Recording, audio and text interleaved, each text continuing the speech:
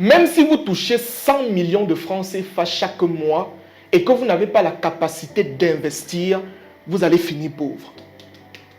Et je sais que là maintenant, il y a des gens qui vont venir en commentaire se déchaîner. Comment est-ce que je vais avoir 100 millions et je vais devenir pauvre? Si vous avez 100 millions chaque mois et que vous n'investissez pas, vous allez finir pauvre. Et je vais vous expliquer pourquoi. Il faut d'abord comprendre comment est-ce que l'argent fonctionne. L'argent respecte un cycle qui est assez défini. Un cycle que quand on ne respecte pas, la pauvreté s'ensuit. D'accord? Alors, le cycle, c'est quoi? Je gagne, je gère et j'investis. Si je ne sais pas à un moment donné investir, le cycle ne recommence pas.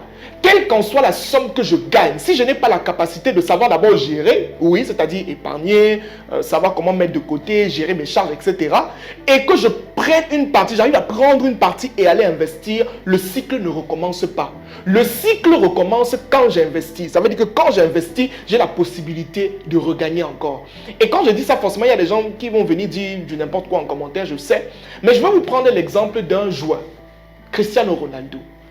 Ce monsieur touche 200 millions d'euros chaque année avec son nouveau club en Arabie Saoudite.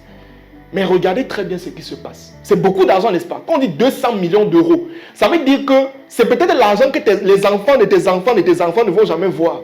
Mais avec toute cette richesse-là, qu'est-ce qui se passe? Il investit dans des secteurs.